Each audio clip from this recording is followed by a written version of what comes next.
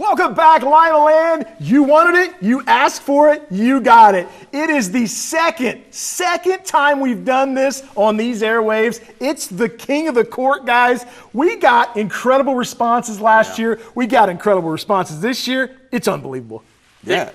Go ahead, Nate, because the number of guys that are in this tournament that are outstanding players, the number of guys that didn't get in because the tournament is so heavy with great talent, it was tough to come up with this. Yeah, this year is, I mean, the talent pool that we had to pick from, it's incredible. Every matchup is a dream matchup. It was so hard to pick. I can't wait till we move over to the table. We got two guests coming in to join us. I can't wait to get this going. Can Buckets Berky defend his title?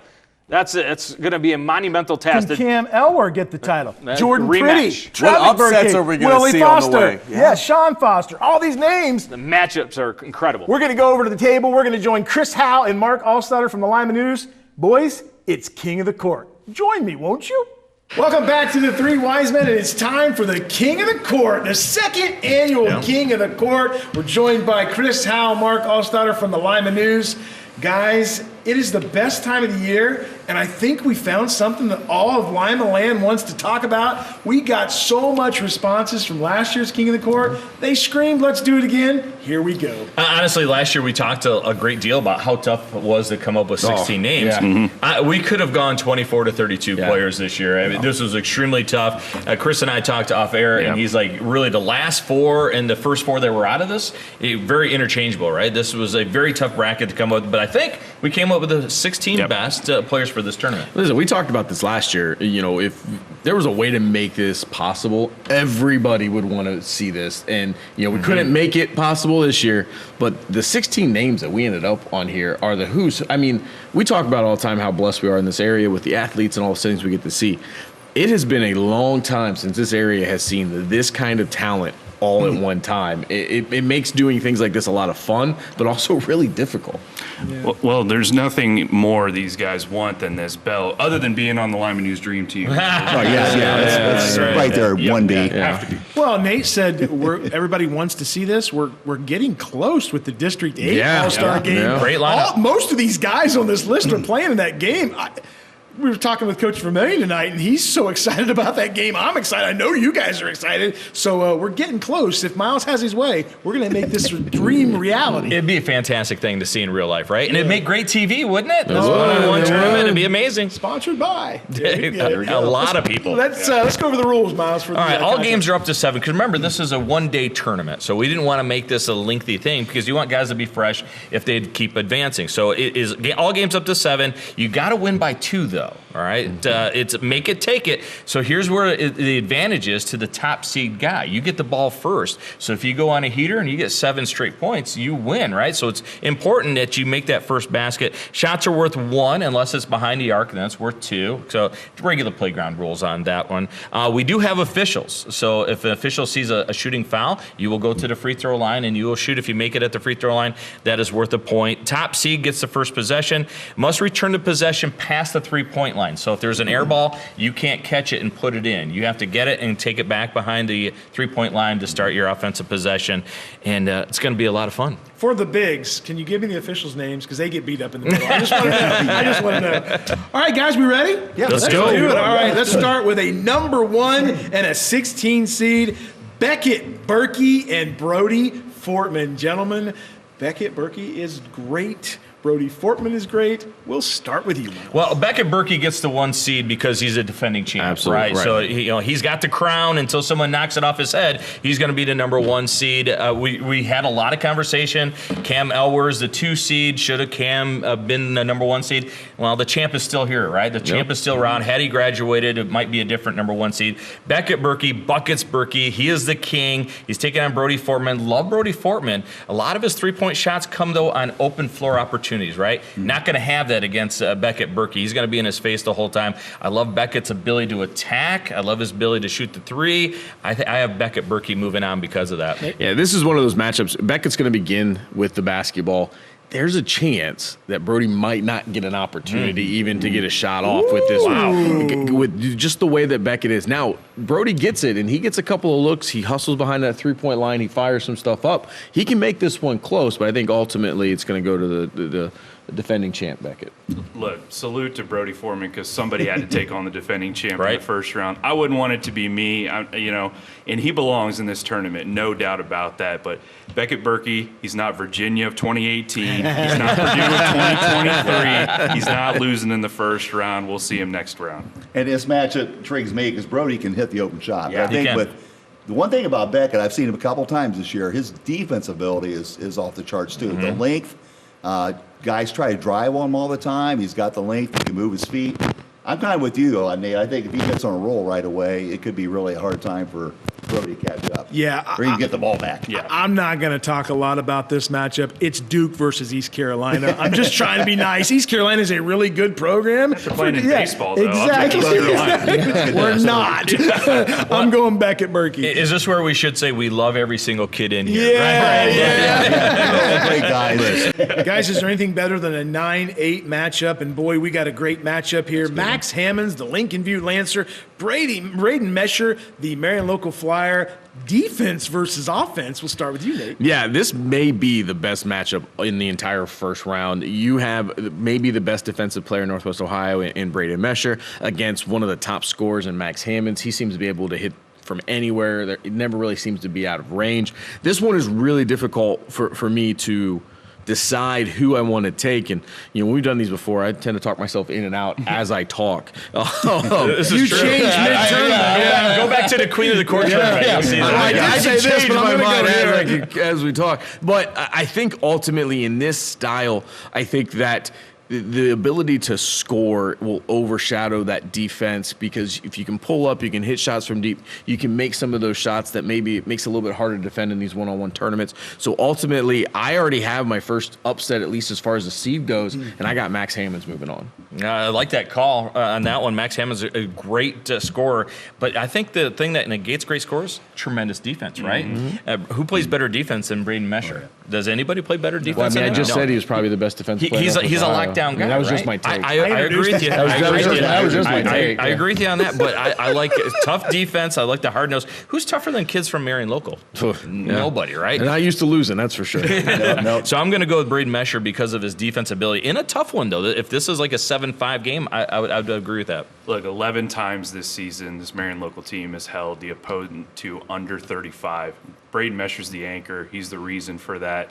Max Hammonds, in those Lincoln View losses this year, they've lost to Arlington, Van Wert, Ada, Allen East, and DSJ. What do those teams have in common? Right. A lot of great guards. Yep. And, I love living in Lincoln View School District. Thank you very much for being tax-free, and do not kick me out. I'm trying to get next year, Max, I promise, but I'm going to pick Braden Mescher here.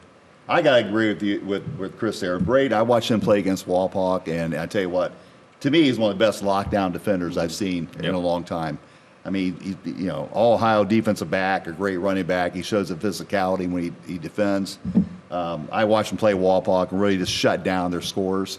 I know Max is a good offensive player, but I think in this matchup, I could see maybe Mescher just kind of shutting him down just enough to get by with the win. Well, I'm going to disagree with all of you. You've all said that Braden Mescher is one of the best defensive players in Northwest Ohio. No, he's the best defensive player in Northwest Ohio. He is an absolute. I said he's probably the best defensive player in Northwest Ohio. But you picked Max. Yeah, you picked Why not? Max. Because his scoring ability, I think he can hit. He can just step back 4 feet and take it. You're the only one that picked Max. Yeah, I know. Even though he's the greatest It's okay. defender. Can I just say, I think He's next hedging. year, Max and Marshall Hammonds will be in this bracket. Oh, I that's see yeah, it, too. yeah, Yeah. Yep. Are you sure you want to pick Max? Because you changed a lot. No, I'm not. Listen, it's fine. It's fine that you guys are pinned it wrong in. and I am right. He's- But he's listen, scratched that's something why out there, too. that is why this is a collective. Well, you Glad you're talked right. yourself into Yeah, I was going to say, you did one of those. your guy again, didn't man. move on, so it's all good. All right, guys. A couple years ago, the Buckeyes were a 5 seed, and they found themselves playing a 12 seed in Siena. And we were all like, oh, Siena, we'll blow them out of the water. How'd that work out for the Buckeyes? Yeah. Didn't work out. Yeah. We got a good old-fashioned 12-5 matchup. Sean Foster, maybe the greatest hops I've ever seen on a human. Unbelievable. And Xavier Kelly, maybe the quickest guard in all the tournament. It's really could be the best matchup in the first round, right? Yeah. When you look at that one, two unbelievable, great athletes. I love the development of Xavier Kelly throughout the year. We talked to him last week on this show. So composed, so mature, so explosive with his feet, can finish around the basket, not just right hand, left hand, can hit a 3 now also. He is a tremendous player. I like his size and physicality. Sean is a tremendous player also. Love his mid-range jumper game that he has, and he can dunk over everybody. But it's going to be your first big upset in this tournament. The X-Man moves on. Xavier Kelly in an overtime thriller gets a finger roll to go in and win it. Yeah, not so fast, my friend. Not so fast. Listen, there's nothing that you said that I disagree with other than your result. I think that the Xavier Kelly has, I think, really grown this year. Yeah. I talked about it before, but the way that he was when we had a chance to sit down and talk to him, there's just something about the kid that I really like. He just has a different way of handling himself. I think this year he's really grown. Coach Best talked about it as well. But the ability of Sean Foster to create his own shot and what he can do off dribble, what he's able to do, it's just next level. And I think ultimately that was what will come into play. In these one-on-one tournaments, you have to be able to create your own shot. Xavier Kelly can do that by using his speed, but there's ways of negating that and playing that in one-on-one tournaments to keep that kind of at a minimum. You can play as tight as you want on Sean. He finds a way to create shots. I've seen him make some shots that you have no idea how he was able to get it over the defender with how they were defending him, and he makes it look easy. For me, Gonna be able to shoot over the length of Xavier. I think so. Okay. And for me, it's going to be Sean Foster. Look, I think if we called Xavier Kelly shifty, it'd be an understatement. He's got that wiggle, right? You know, that almost D1 wiggle that we always talk about on the football field and the basketball court. But I think his court vision is the most elite attribute in his skill set. Unfortunately, he won't be He's not passing during this one. And Sean Foster, one of the best ISO guys. You know, if there was a shot clock in high school, we would give the ball to Sean with 5-6 seconds left and say, go get a bucket. And he's one of the best in the game. So I got to pick Sean Foster to move on. Yeah, I watched Sean early in the season when they played Mansfield Senior, and he created a lot of shots during that second half. Now, granted, Mansfield Senior was not probably one of the top-level teams, and he was scoring at will. But some of the shots he made, I mean, he had guys double-teaming him. He had guys, sliding over trying to trap him. One of the best mid-range shooters, which I think that's part of the game he's really developed since last year. But like you guys said, I mean, your one-on-one situation, Xavier can't really go back, and he's got to go one-on-one with Sean. And I think when it comes down to it, I think it's going to be a really close one. I just see Sean maybe eking it out toward the end, making a strip or whatever. But I call Sean Foster, slight win, close win. Yeah, guys, Xavier Kelly's had a nice season. He really has. He's a really good ball player, and his time's coming. But this is a top 100 kid in the country. So this is a kid that's being recruited by every Big Ten school, ACC, SEC. I mean, everybody in the country would love to have this kid. I think there's some things he can improve on. Obviously, strength. Obviously, there's a lot of things that he needs to work on. But you can see it in this kid. He's head and shoulders above where Xavier is right now. Not to say that Xavier won't be there, because we've seen the progression. I like Sean Foster in this one. All right. So I was the only one that was smart. I like it. I like that Maybe one. let's do this one again this time next year. Yeah, it's okay. Oh, yeah. It's okay to be wrong. It's okay to be wrong. It is. Remember that. I told you guys that last time. Yeah. Because you guys have both been wrong here this year. It's okay. It's okay to be I like how wrong. he goes last so he can judge Right. you. He's just like saying, all right, let me see. Oh, you guys already decided it? Great. I'll go with the majority. That's awesome. I'll go first on this one. How about that? A 13 seed in Andrew Elwer and a 2 seed in Trevick Berky. All right, boys, I'll go first. Trevick Berky, 6'7", really good in a one-on-one turn-up. You look, Andrew Elwer, he's a really nice player. He ain't beating Trevick Berky. Anything else? I agree with you there, because Andrew, how's he make his points? From behind the arc, right? Yeah. I am not sure he's going to get a clean look behind the arc, or free look, with the length of Trevick Berky. He's not driving around Trevick Berky, and even if he does, Trevick's going to swat it. I think Trevick moves on as well.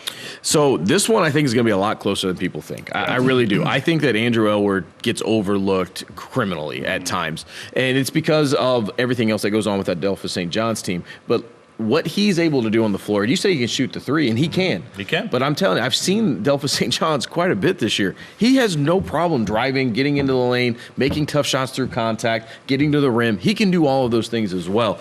Do not be surprised if he pushes Trevick to the very brink. This is potentially even an overtime game. This is not going to be any walk in the park for Trevick.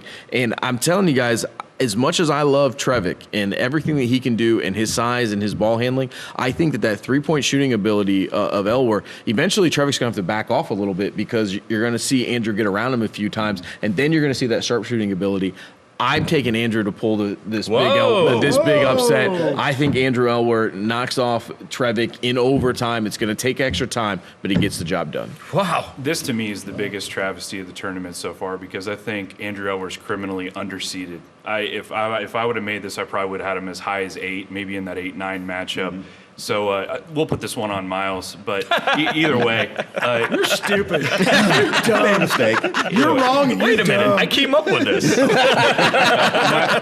Miles, this is a kid this time next year. He's going to be MAC Player of the Year, and Delph St. John's is going to be competing for yet another MAC championship. And good thing about it is he had to go up against the guy who's going to be the singular WBL Player of the Year next year, not the co-WBL Player of the Year. And Trevick Berky, just way too well-rounded in this matchup for me. I'll probably say this again a couple more times, but Trevick Berkey's length is just so disruptive. I know Delph St. John's kind of had their way against Shawnee. That was a back-to-back for Shawnee and a full rest night for DSJ. So maybe a little bit of different circumstances, but I'm going to roll with Trevick Berky in this one. And I agree. Andrew Elwer is probably the most underrated player. I mean, you're playing on a team where you got Cam, you got other guys on that team. Sometimes he gets overlooked a little bit, but I think he is a guy that could probably give Trevick a heck of a game. But kind of what Nate alluded to, when you get to the point where Andrew's always trying to drive and he's backing off a little bit, that could be a situation where it could give Trevick a little difficulty. But I think Trevick's got too much length. I think he moves so well for a big guy. And I've heard a lot of coaches say he's so hard to get around. He's hard to get the ball around him. Same way with his brother. So I think it's going to be a close matchup. I don't think it's going to be an overtime matchup, but I could see it come down to, a couple missed shots by Elwer, giving Trevick a little extra opportunities. I'm going to pick Trevick in here as a slight, close win over Elwer. I like it. Guys, Willie Foster, a 6 seed, taking on Will Sensabaugh, an 11 seed. I'm here to tell you, this is going to be my first upset of the tournament. When you tell me that Will Sensabaugh is going to lose a game, I tell you, don't tell Will that, because he plays with a chip on his shoulder for the conference he plays in, for the division he plays in. He's my second best scorer at the guard position after Cam Elwer. I love this kid. He's going to beat Willie Foster in this. You like Will Sensabaugh? I do. Yeah. He's fearless, isn't he? Yeah. So he's going to take Willie Foster to the brink. Look, I just like Willie Foster's man-sized strength. I think that's going to be a problem for Will Sensabaugh. If Will had another year of maturity, I think this is going to be a closer matchup. I just like the physicality of Willie Foster and the explosiveness of Willie Foster. I think he wins this one. Listen, Willie Foster is a human highlight reel. He is doing things that you don't see high school players do when it comes to what he does above the rim, right? We saw ESPN, #1 play, all these things. He does all these things great. People forget how good Willie is at shooting and creating. He can knock down. His junior year, all the focus seemed to be on his dunking ability. Tremendous. But people forgot how good he could be at the other level. This year, he's reminding people. He can hit from behind the arc. He can get into the lane. He has speed. He has quickness. He has length. He is a Division I basketball player for a reason. He's not going to Northern Kentucky just because he can dunk. There's a lot of guys that can dunk. They're not going to play Division I schools. And I think that ultimately, even though I love Will and his ability to score, I think that there's just going to be too much that Willie can do at all levels, and he's going to win this one. If I had to give a player a mental edge in this game, I think the better mentality is on the side of Will Sensabaugh. I think he's an absolute assassin out there. I bet he's going to request that we play this matchup on the road so he can talk to his fans. I can promise you he'll like me a lot better than me because he'll hold a grudge. Absolutely. But unfortunately, the mental part of the game only takes you so far when you have a guy who was put on this earth to beat people off the dribble, be a better athlete than the guy across from him, and now he's developed into just a tremendous defender and, as Nate said, a much better jump shooter than he has been in the past. This is probably a one-possession game, but it's a one-possession win for Willie Foster in this one. Yeah, I kind of agree because Willie, he's so athletic. And I talked to Quincy Simpson beginning of the year. He said there's so many things. He said it's hard to believe he actually improved in certain areas, but he's improved on the defensive end of the court, And he's got that mid-range jumper now, too. He can really, take it up and hit that 12, 15-foot jump shot.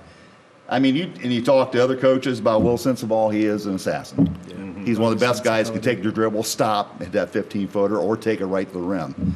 But I think, like we've all kind of alluded to, is Willie Foster's athletic ability, and being a little older, a little stronger. Right. I think he gets a little more physical inside, which when you're going one-on-one, you got to have a little physicality. And I think, not that Will's going to back down, but I think it's going to be a case where he's going to probably make Will cough up the ball a little bit more, maybe, or at least make the shot a lot tougher. Good call. Yeah. And I think it'll come down to 1 or 2 possession game in favor of Willie Foster. Just like I said, Willie Foster moves on. Danny, before we move on to the next one, though, you need to show your prized possession. It's in Yes, the, yeah. there it is, right there. Will Yeah. Sensabaugh. All right. Look at that. There you go. That's fantastic. The Spencerville kids were autographing those post-game on Friday night after the LCC game, and Owen Sensabaugh, he autographed one for a kid who had the exact same shoulder injury. Really? Oh, Oh, yeah, cool. I did see that. It was my favorite moment of the season so far. I'll sign any card you want. I bet you would. You don't have game like Will Sensabaugh, I can promise you that. Ashton Miller, the Ottoville young player, taking on Jordan Priddy, a 14 and a 3 seed. It's a good matchup. Ashton Miller just committed to the Ohio Northern University Polar Bears. And we don't know what Jordan Priddy's plans are, but he's going to be successful wherever he goes. Well, I know Chris loves Ashton Miller, so let's go ahead, have you go first. Look, if there's any kid who plays at his own pace better than Ashton Miller, I want you guys to point him out for me, because he never looks like he's going fast, yet he's always gaining on his defender, and the length of those arms. I mean, he gets off some of these crazy jump shots that you would think a coach might sit him down on the bench for, or one of these acrobatic layups, but he makes it work so well. And, unfortunately, that Ottoville team just wasn't what we've come accustomed to them being, but he was brilliant. And a lot of credit to Coach Trope over there at ONU for staying in the Miller business, because it's worked really well with Will over there. But I have a hard time ever betting in Jordan Priddy in just about anything. When you got over 1,500 career points, you're the second best scorer in the history of such a storied program like LCC. The kid knows how to put the ball in the hole, and that's just what this comes down to. And I'm picking Jordan Priddy to move on here. And I'm not saying it's going to be easy, because Ashton Miller, he has great hands on the court. But this is Jordan Priddy for me. I actually really struggled on this one, because I haven't seen Ashton very much, but I know how he can score and how he can make the whole team better. But I watched Priddy probably 3 or 4 times this year, and a couple things, and you alluded to, Chris, where when they need a bucket, he scores it. And sometimes I'll watch a game when he's playing and look down at the scorecard and think, how's he have 20 points? Right. He just makes the shot. Finds points, yeah. He finds the points. Against Crestview last week, he did the same thing. They were trying to double team him, and Purnell got open. He made Purnell, got him open, fed him the ball. But I think I went back and forth the way Ashton's kind of carried his team. But then look at the fact, if you pull Priddy out of LCC, and you can do both with either one, and say they'd make a difference. But I think when it comes down to the crunch time, Jordan's the one I'd have more faith in. Not that Ashton couldn't do it, but I think it'd be a close game. And I almost lean toward Ashton, but I've seen enough of Jordan to know when it comes down to crunch time, he's going to make the play. No one would be surprised if we looked up in 3 years and Ashton Miller was all OAC. I'd be surprised if he's not. Yeah, exactly. Exactly. Yeah, he was that good a player. Yeah, so for me, this was honestly, and it's nothing against Ashton Miller, but I've just seen Jordan Priddy play so much. I just, in this matchup, I just think Jordan's going to overwhelm him. Jordan reminded people this year how good he is at getting into the lane and finishing at the rim and using angles, and he can make shots that you just don't think that he's going to be able to even to get a clean look at. He's just such a unique scorer. I think that'll all come into play in this one, and I think he wins this one. Well, don't forget, whoever gets the ball first is the high seed, right? So Jordan Priddy gets the ball first. There's going to be a little bit of controversy in this matchup. Jordan's going to check it. He's going to have it at the top of the key. He's going to dribble to the right, and he's going to get a screen. And it's the LCC T-Bird that sets a screen for him. The officials whistle it. They throw the T-Bird out, take the hat off the T-Bird, and it's Nate Garlock in the T-Bird. We're going to Scooby-Doo it, all right? You'd have got away with it. And I'd have got away with it, too, if it wasn't for that meddling Miles Holiday. You guys had us in on the Monday nights. You could tell a Scooby-Doo story. Come on, man. Let's not forget, one of the best qualities about Jordan Priddy as a basketball player is he's a great on-ball defender, right? This is an on-ball tournament, right? Jordan Priddy, we know he can scores so effortlessly. It doesn't matter where it's at on the floor. Ashton Miller, great offensive guy, but he's going to get locked down by Jordan Priddy. I just think Jordan Priddy moves on. Well, this is Chris said it. He's the second all-time leading scorer. It's such a storied program. He did it in 3 years. And he was biggest in big games this year. He went into Spencerville. They beat Spencerville earlier in the year. He took Cam Elwer and the St. John's Blue Jays to the brink in an overtime game, which was one of the best games all year. He's just a lot of fun. Ashton Miller's a really nice player, but I think Ashton Miller is going to develop more as he gets older. He gets into that college program, and I think the best is yet to come for Ashton. Jordan Priddy right now is one of the best guards in all the state of Ohio. I like Jordan in this matchup. Guys, this is an intriguing matchup. Number 7, Logan Markley taking on Calvin Willow, the 10 seed. Calvin Willow, the 6'10" forward, a 10 seed, Miles? He is the largest individual we've ever had in the tournament. Yes, he is, yeah. I like Calvin Willow moving on because Logan Markley, great player, but he's at his best inside the key, right? For him to beat Calvin Willow, he's going to have to hit threes because we know Willow isn't going to go out on him, right? Willow's going to hang out in the key, give him a little bit of cushion. Can Markley hit enough threes? Also, Calvin Willow, he's going to make his free throws. You're going to have to foul Calvin Willow at some point in time, right? Yep. Markley's going to be at the disadvantage there with the size. Willow's going to get to the free throw line because the officials, unlike most games, they're going to call fouls on this one. I like Calvin Willow making free throws to win it. Yeah, for me, listen, I like Logan Markley in this matchup. I think that the strength is going to be in Logan's favor. Logan is also not a small kid by any he's strong. He's strong. He's tall. He knows what he's doing as well. Calvin Willow is a great player, but he really dominates when things are being fed into him, and he can go and he can post up. One-on-one tournament, he's got to go down there and do that himself. Right. And I think that the strength of Logan Markley will deny him a lot of those. I think it's going to lead to some turnovers, going to be able to knock some balls away from Calvin before he can get in. Calvin's not going to come and close that gap because he's going to be giving up some speed. He's not going to be moving as quickly as Logan is. That's going to free some things up for some mid-range shots as well. I think Logan's going to move on. One of the things we have to decide for next year's tournament, if we're going to allow an outlet passer, we've seen these one-on-one tournaments where you get the rebound, you kick it out. That would allow Calvin Willow to establish a post position. Which would change some things in this, but the way that we are, I think it's Logan. My best request for this one is that Logan Markley, just avoid those elbows, please, man. He's taking a couple shots to the face this year. He hates wearing that black mask, man. But Logan Markley, leads Bath to their best WBL finish since Terrence Sullivan was there. We all know that name. He scored 1,000 points in his career. This kid's a Bath legend on the basketball court, on the baseball field, on the football field. But Danny, I just can't get that 32-point triple-double that Calvin Willow had earlier this season against Columbus Grove out of my head. Yep. I think he's just too much of a load to handle, and eventually you just get worn down if you're a guy like Logan Markley trying to put a body on Calvin Willow. He's just so spectacular down low. I think if he gets 2-3 in a row into the paint, gets 2-3 of those in a row, then he's just going to be impossible to stop. So this is my probably best upset of the first round. Calvin Willow goes on. And boy, I tell you what, the matchup is intriguing. I went back and forth on this, but when we talk about having an official there, somebody actually being the official and calling the game, this could be a really super physical matchup. We know Logan's not going to back off. He's going to take the ball to the rim. And I think what a couple of you guys mentioned too, he needs to hit that shot maybe, before he gets close to the basket, because Willow's going to be there ready to take him. But I think when it comes down to it, I think the way that Willow, former state champion, high jump, he can move, and I just think it's going to come down to who doesn't foul the most. And I think when it comes down to Willow matching up with Logan, I think Logan will make it a close game. It wouldn't shock me if he pulled it out, but if I had to pick one guy, I'd say Calvin's just going to be too much down low. Yeah. Guys, for me, this matchup, since the middle of last year, in a 5-on-5 setting, nobody has stopped Calvin Willow. And you're getting backside help, you're getting ball pressure, you're getting all that in a 5-on-5 matchup. Yeah. You know what you don't get in a 1-on-1 matchup? None of that. None of that. I like the 6'10" kid that scores at will. Right. I do like Logan Markley. It's our traditional, I love that kid. We love them all, though, right? Logan Markley's playing against a 6'10" kid that's really, really good. I'm going with Calvin Willow. It's cool. You're all wrong, but that's fine. That's all wrong. That's fine. I like to point out the fact that Mark, the track guy, brought up state high jump.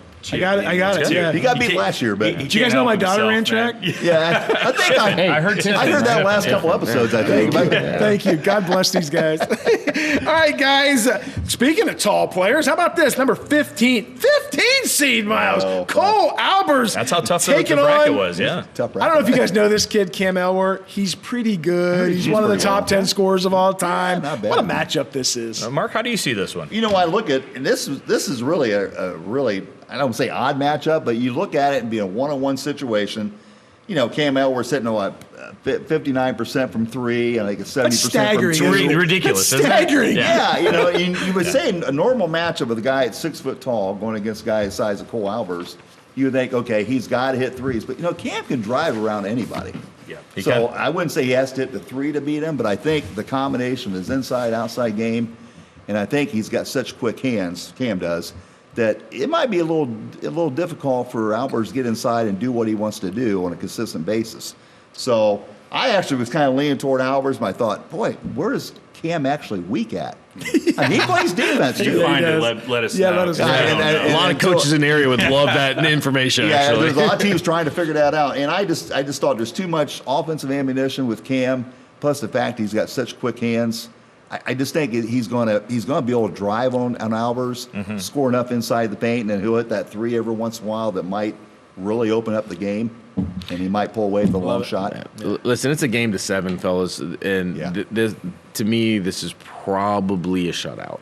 It's no shade on Cole Albers whatsoever. I love what that guy does. I think that offense runs best when it runs through him, but I think that what makes them so good is when they can feed him his court vision, he feeds his teammates on the outside. That's not what this kind of tournament's about. Cam's gonna start with the basketball. We know he can score at all different levels. He can drive, he can pull up. He's gonna make a couple of threes to start it. Cole's gonna have no choice but to come out and guard him. Cam's gonna go around. He's gonna use the basket as that extra defender. He can do all of these things. We've watched it time and time again, and I think that he rolls in this one. I agree with Nate because this is such a tough decision for Cole Albers on the first possession of this game, right? Yeah. Do I get in the face of Cam and then this Cam goes right by him for the easy deuce? Do I play off? Good luck with that. The guy hits 59% of all his threes. And even if Cole Albers does get possession, everybody's like, well, they'll just back Cam down.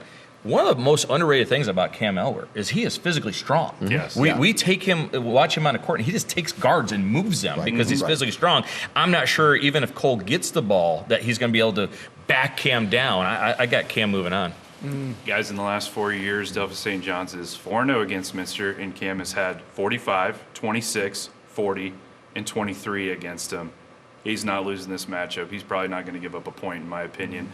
It's very unfortunate for Cole Albers that he's had to deal with Cam Elwer for his entire career. And heck, you know, a couple things happen. They might not be done with each other yet, but we'll settle that when it gets there. Can't wait to the next round, right? Yeah. I'm gonna Danny Holbrook AI this one. All right, here's what's gonna happen.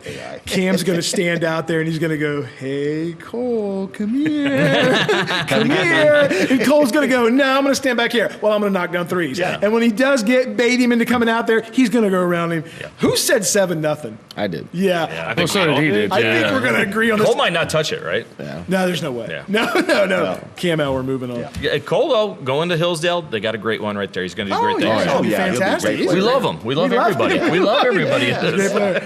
All right, guys, here we go. Round number 2. Beckett Berky, the defending king of the court champ. He's taken on, I think we all agree, the best on-ball defender in this tournament in Braden Mescher. Let's start with Mark on this one. Well, they all have been tough. We love everybody, Mark. We love you, Mark. Who's the best writer for Lyman News? We love you guys. The weird thing is it gets tougher as we go. It's That's why we're just coming around, right?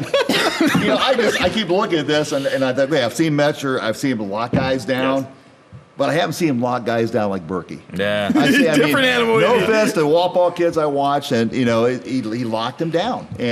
But I just think Berky has too much length. He's got too much in his arsenal. Where Mescher's going to try to push him out. He's going to try to be all over him. Again, it might come down where he starts fouling him too, because he might, or Berky gets that first drive of the bucket. Next thing you know, he might get a little frustrated and start fouling a little bit. I think if you had to match some of that with Berky and say, hey, slow this guy down, you might have the best guy there to lock him down. But I just think the way Berky could actually stop, hit that mid-range jumper, or just basically, and I'd say, I use the word glide. I watch him glide to the bucket sometimes. It looks like he's not even working hard. Next take 2 steps. It's Right. not Yeah, even- it's like his 2 steps is just, just so quick. I just think he has too much there. I think Mescher will keep it close unless Berky hits that first, hits that 3 or whatever, Yeah. gets up quickly, and all of a sudden it comes down to, boy, I got to play really tough now. But I got to lean toward Berky on this one, in a close one. The phrase "pick on somebody your own size" comes to mind here. And look, Braden Mescher, he's always been the guy on defense. He's the best, probably. He's either the best or the second best defender on this bracket, but he's not really the scoring impact type of player, Good point, yeah. which is why Cale Arns has been so great for Marion Local over there. I think Beckett, if he wants to slow down the game, he gets in the post and he takes that little one dribble turnaround push shot that he's just been so good at from about the center of the paint. And I think he's just going to be way too much for Braden Mescher scoring-wise to keep up with. So the champ moves on once again. Yeah, I think the turnaround jumper is what will be the key in this one. And I think what Beckett can do, even if Mescher's able to stop him and kind of hold him from continuing to back down into that basket, that turnaround jumper that Beckett has is one of the best that we've seen in a very long time. I think he hits a couple of those, really opens things up, and he moves on. Yeah, I like Mescher's defensive ability, right? But it's tough to play great defense when a guy can just shoot over top of you, right? The length of Buckets Berky is going to be big in this one. And honestly, as much as I like Mescher, I just don't know how he gets to 7 points against Beckett Berky, right? Because of that, I'm going with the champ. You guys ever see Beckett Berky on the defensive end grab a rebound? He's 6'7". He grabbed over 20 last week in Yeah, the and tournament. you know what he 20 does and when he 21. Yes. Ridiculous. Most bigs turn and look for the outlet. Nope. Takes it right down. He takes about 3 steps and he's on the rim, right? Right. This is a specimen, guys. This is a different. We haven't seen a lot of players in Northwest Ohio like this or in Lima Land like this with the skill set he has. Braden Mescher, we love the kid. He's a great player. He's a Check that defensive. But Beckett Berky, he moving on. Yes. Yeah. All right, guys, the next big matchup, Sean Foster and another Berky, Trevick Berky. You guys at this table have said that Trevick Berky may be having a better year than Beckett Berky. Right. Back it up. Right. And Trevick, I would argue, is the single best defender in Lima Land. Can defend a post, can defend a wing, can defend a point guard. And this is where Sean has to recognize that and get him moving side to side. If he can get Trevick moving side to side and then step up and hit his mid-range jumper, I think that's how Sean stays in this one. But that's the only way Sean wins. To me, I look at Trevick, he can win by taking him to the low block. He can win by shooting the 3. He can shoot over top of Sean at any time. Because of that, just because of his ability to go over top of Sean, I have Trevick moving on. So I just think it goes back to what I talked about in the first matchup. Sean's ability to create his own shot. And, I know that the length that Trevick has and the issues that he can cause, but again, I've watched Sean play guys that have been that size. He's still able to create. He's still able to, he's just a creative shot maker. And I just think that that's going to come into play. He's going to use some of his speed. We know his mid-range is good. He can hit the 3 as well. It's going to be really close, and it really could go either way when it comes down to it. But ultimately, I think that ability for Sean to be able to, he can even hit him as he's moving. He seems to be able to hit. And when you're not when you're not a static target for Trevick to go up against, I think that's going to create the issues, and I think that's going to lead to Sean moving on.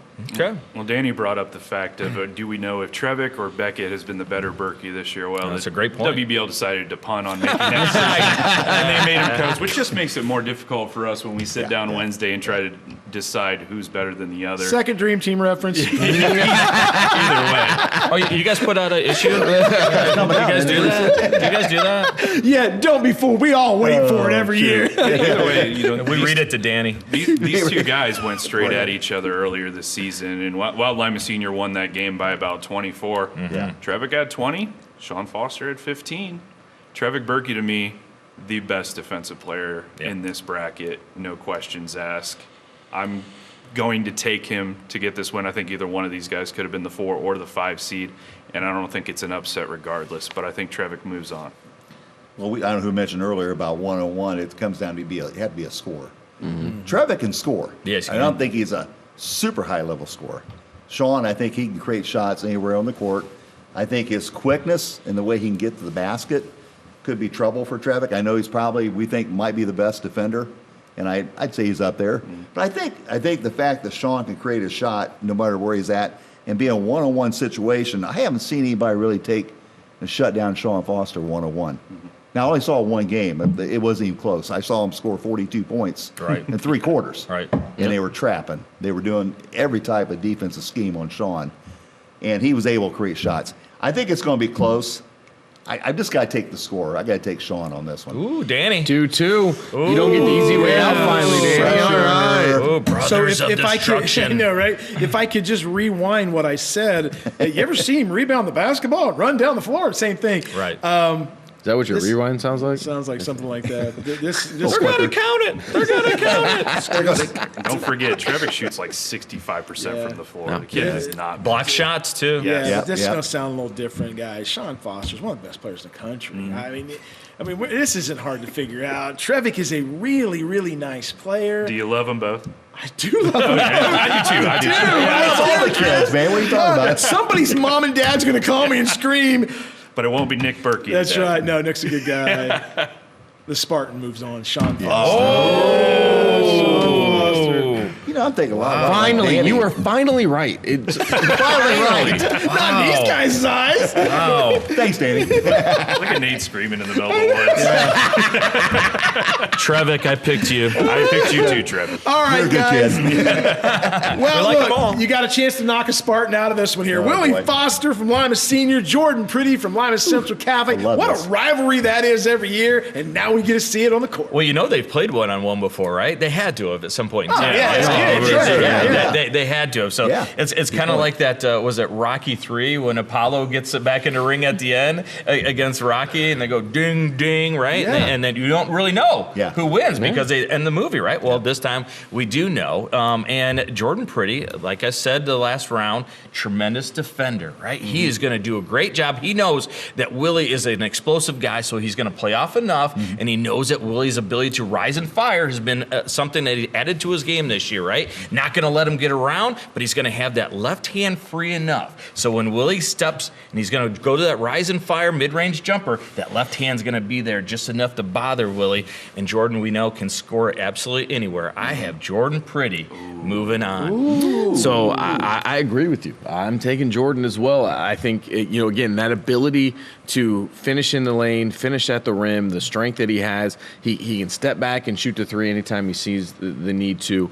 I like Willie. I love his game, everything about him, but I just think that Jordan is a little bit better when it comes to this type of setting and what he's going to be able to do. And ultimately, I think that's what's going to give him the edge here. I take Jordan Priddy. I think he knocks off Willie. Hold up, because I don't want to make this decision again. It's not. It's going to be one of you two, because I'm here to tell you, fellas. Yeah, I'm here to tell you. I'm going Willie goes last, Foster. right? I'm going Willie Foster. You know Okay. why I'm going Willie Foster? Because Willie Foster can get inside the lane. Willie Foster, you want to talk about a kid whose 12 to 15-foot game has improved so much this year. Left-handed Jordan? Yep, he's going to be able to get to the rim. He's going to be able to do things. Willie Foster for me. I just think people forget how good Jordan is on defense. Oh, and he's his so ability- good. And I've watched him so many times, just that sneaky swipe to knock Yeah, a you ball want to loose. change it? Just You want to change? You want to change it? Dude. People All right. just forget how Chris good is he going is. to agree with me.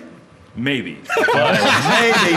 Just put Mark in the hot seat. Thanks, guys. No, I do not hang my guys out to dry. So, Mark, I'll let you go. And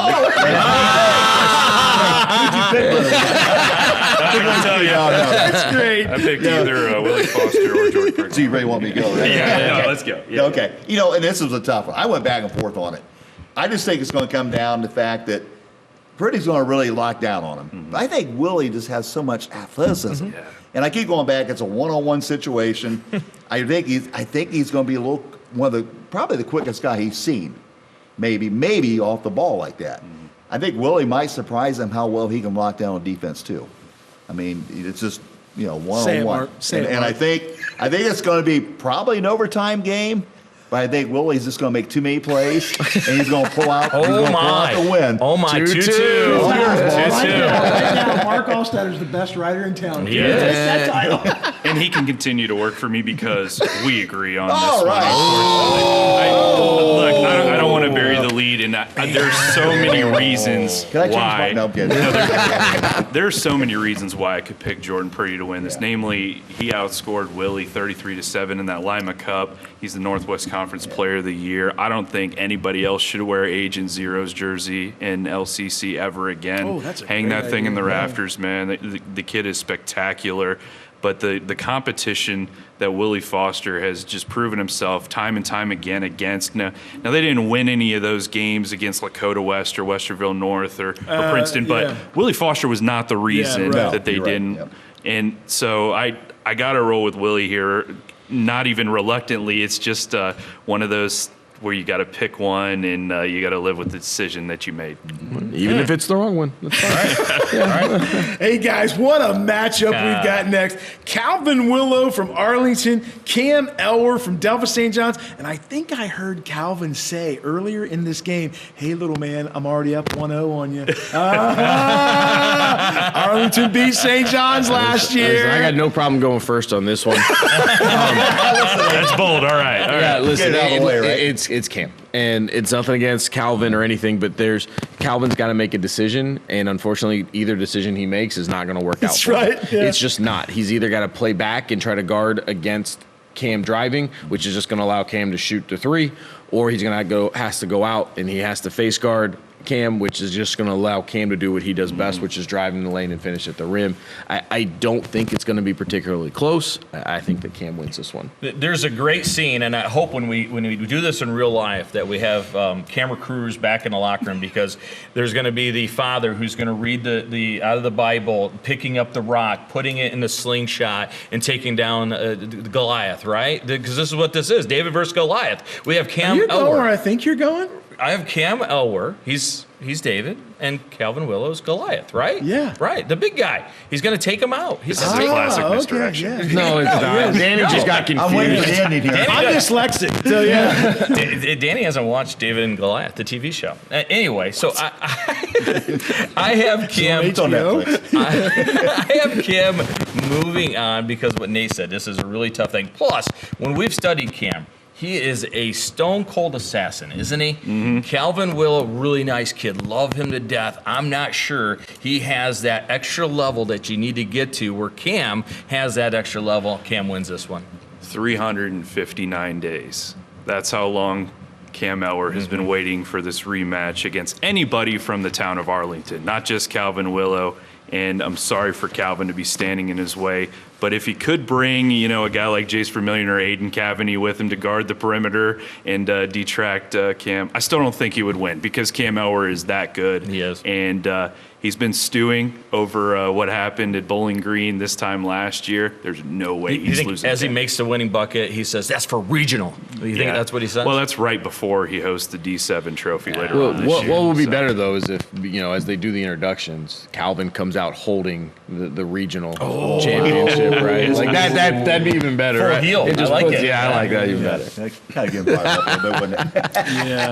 And I don't know if you want to go ahead and poke that Elwer bear. I think you just Yeah, let that one not a go. good idea. Yeah. Yeah, well, we talked about the matchup between Cam Elwer and Cole Albers, and we talked, is Cole going to go out and guard him? Yeah. Well, look, Calvin Willow can move a little better laterally than Cole Albers, but it doesn't matter. right. It doesn't matter. I'm going to shoot over you. I'm going to get to the rim. We talk about his strength. It's Cam Elwer all day. And I have to agree. I mean, Elwer, he has such a motor. And again, it's a one-day tournament, right? It is. So, I mean, Willow's got to play Markley. That's going to be a tough physical matchup right away. Don't know how much time is going to be between the first and second game, but he's got to go against Cam Elwer. And Cam, he'll take him right off the dribble. I've said before, I watched Cam play teams where they had bigger guys. He shut him down. I remember watching Marion Local last year, and they had the kid was 6'5", that, a lot of times he took him on downside the lane. So I think it's going to come down where Cam's going to be able to take it off the dribble, take the outside shot. I think Willow's going to have a difficult time stopping him. So I think it's going to be Elwer. He's going to take this one.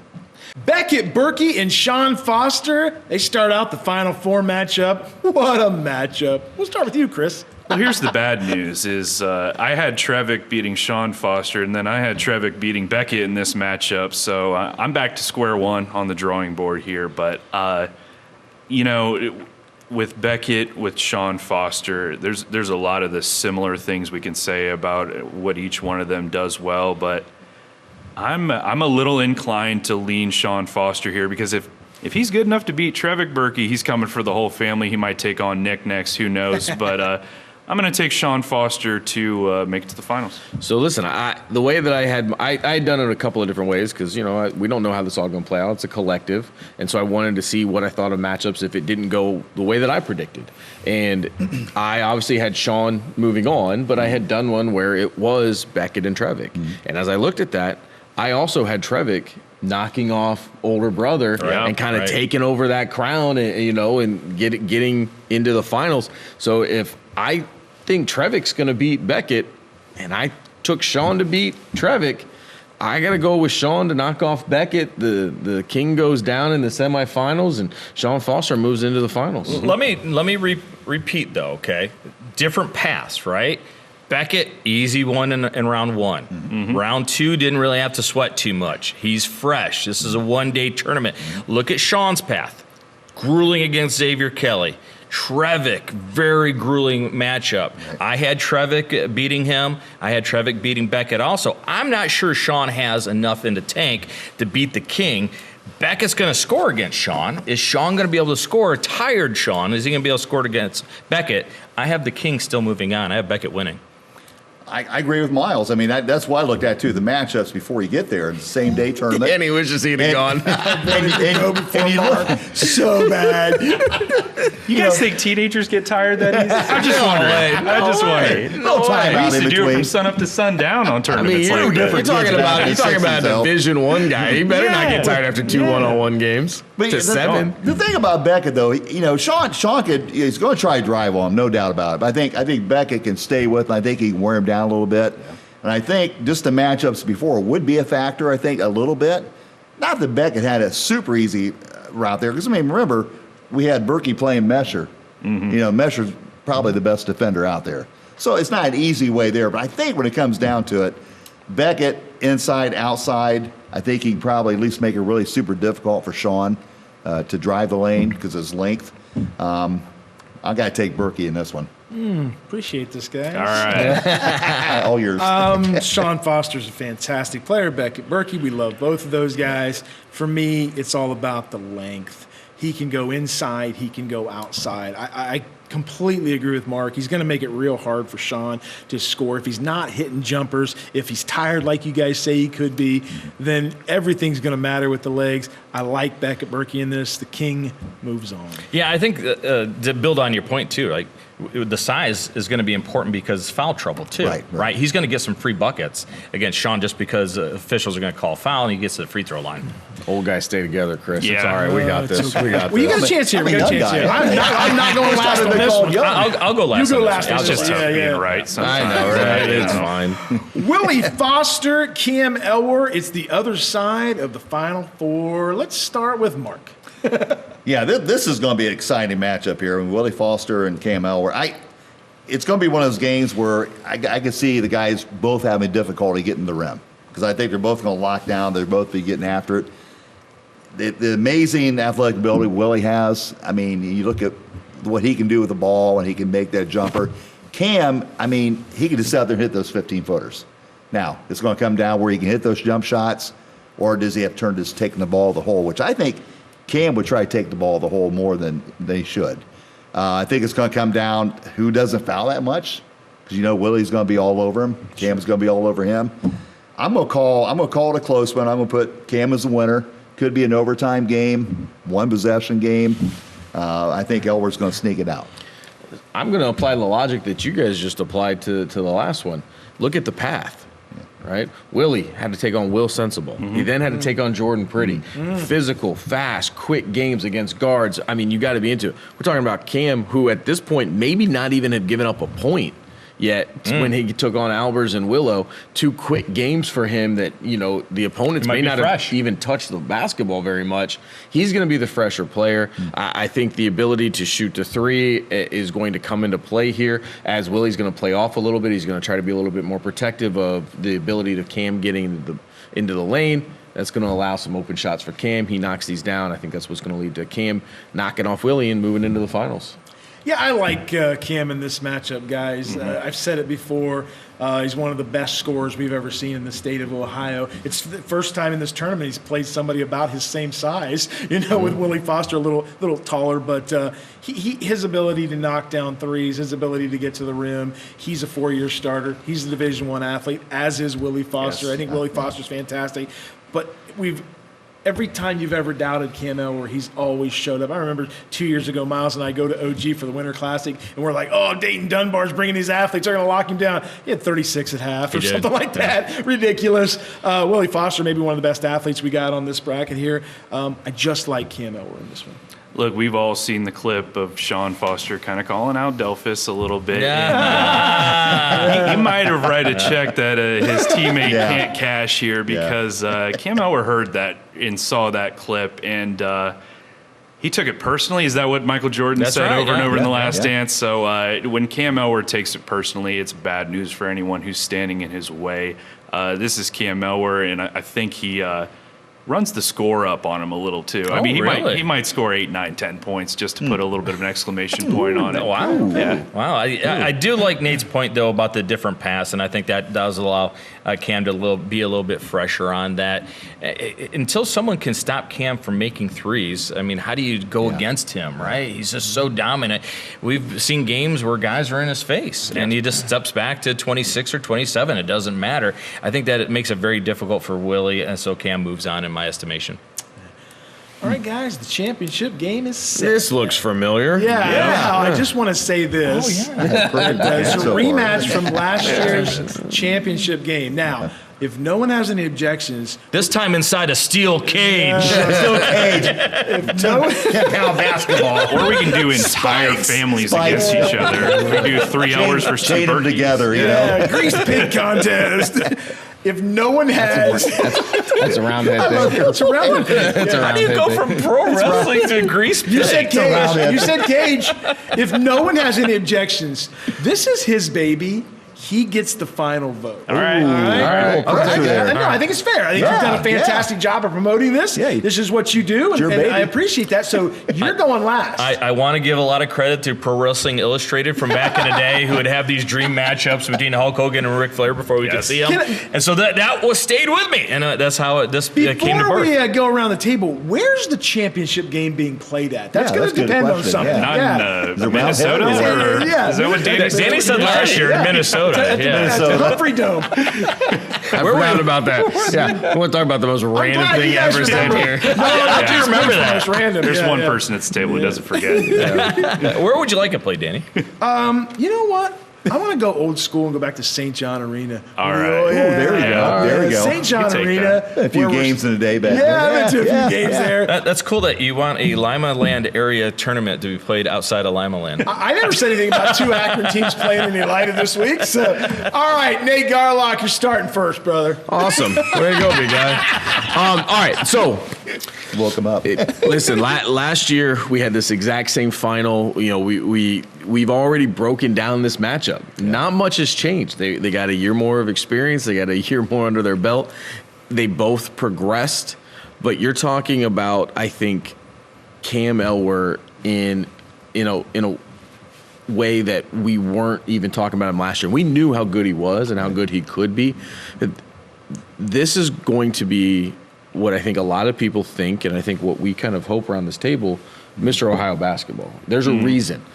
Beckett, phenomenal player. He is a great player, not taking anything away from what he can do. His skill set is one that coaches just salivate over their players having.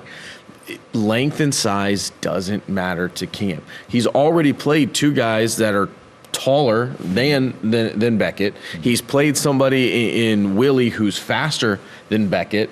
Now he gets somebody with those skill sets that he's already found ways to work around. And I think he's going to play those up. You talked about it. Even when he's getting played tight, that length of Beckett, when he comes out and he guards him, he's in his face, all these things, he just steps back and he can shoot. He does. Or he can find a way to get you off your feet, and he's going to go around. He takes contact. He finishes through contact. He doesn't miss from the free throw line. It doesn't really matter. Finding a weakness in Cam's game right now is very, very difficult, and I think he's going to put it all together. We also know Cam hates to lose.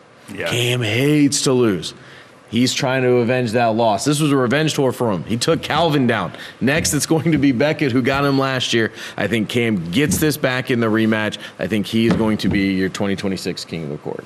Cam might hate to lose more than he loves to win. He's one of those guys, man, and he hates the fact that he lost this tournament at this time last year.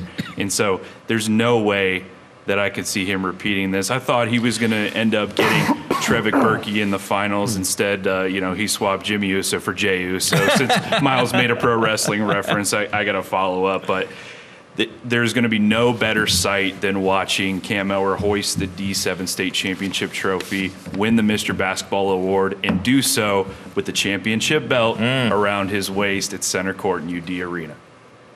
I think to sit here and say that Cam Elwer went to a different level, next level, sounds almost strange to say that from last year to this year. And I know one thing, any sport you look at, and we've all interviewed guys when they just win the state title or just win whatever, and they always talk about, man, this has been stewing in my mind for 12 months. I see it in basketball, I see it in wrestling. Cam Elwer, if he had this format here, he'd been stewing for the last 12 months, knowing it's not going to happen again. And I think the way he's improved his game, which is hard to say that he really improved his game, I mean, you just look what he's shooting. Like we said, it's almost 60% from 3, 70% from 2. And a lot of those are off dribble. I mean, he's making those inside shots. It doesn't matter if the guy's 6'6", 6'7". I just think the fact that he just, he had this matchup, he's been thinking about it.